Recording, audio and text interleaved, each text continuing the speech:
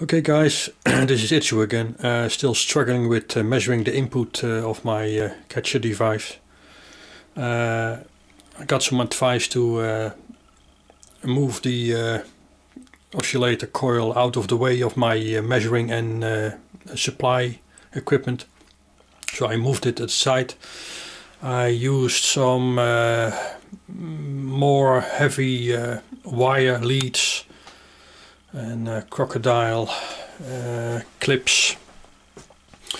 I hooked up my both multimeters, the voltage across the battery, and this will measure the amps through the return, both from my two 12 volts batteries in series, 24 volts.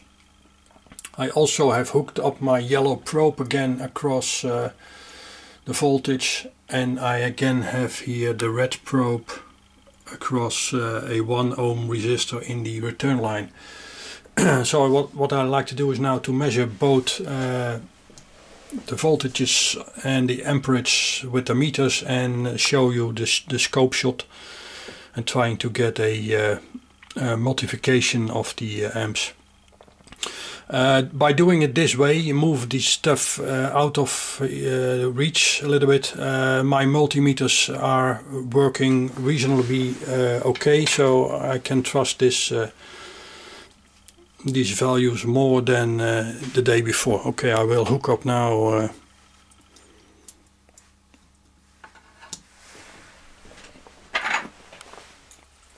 and start. I have some high frequency now. This is what my meters are showing now. I have 24.74 volts across the battery, and the amps being drawn, I have the leads the opposite way, it's 0.49 amps, half an amp. This is what the scope shot screenshot looks like. Yellow probe is the voltage. I have set zeroed out the both traces in the middle, and the yellow probe is showing we have 24 volts, which is fairly good compared with this one. I have put it on the main average. And for the channel 1, which is the voltage across the 1 ohm resistor, I have 400 and 500 milliamps, which is also in good agreement with this multimeter reading. So I would like now to go to the multiplication. I go to the math function. I select channel 1 times channel 2. Where am I? Here it is.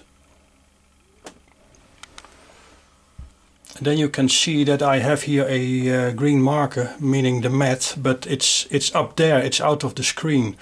So I have to adjust something. I will decrease now the yellow voltage, and then you can see I'm now at the bottom. I cannot lower the setting for the voltage. It's now set at 100 volts per division. So the only thing I can decrease now is the voltage on the red probe, one step. But then I get out of sync. I cannot sync good anymore. But this is the math function. Channel 1 times channel 2 being the 24 volts times the half amp, and this is the reading I get, but I cannot get a nice picture. I can move the red probe downwards and the yellow probe. I zero them again on the next one. I increase the red probe, try to sync again. And this is the best I can do. This is the screen I get the best. but this is not very meaningful, I think, not to me in either way. I can put on the measurements and you can see at the screen what we still measure. I have the average current across the 1 ohm resistor, 520 milliamps, still in agreement with the amps to the meter. I have 24 volts, 0.5. But now I get out of sync with the voltage because I have turned it way down. Perhaps I can change it to peak, it's changed, and perhaps the RMS is another good setting. I have to switch to, it's the main 20 volts peak to peak, and the RMS is 20 volts. So there is the accuracy, because I have to turn down the voltage on channel 2 so much that the measurement is gone. So this is not a very helpful function for me, I guess, to measure the channel 1 times the channel 2. My scope is lacking this averaging for reading out the current. But anyway, with this setup I can use the multimeters for calculating the input power, and I think that at this setting we are about 12 watts, I guess. Take some calculations now. 24.5 times 0.63, which calculates,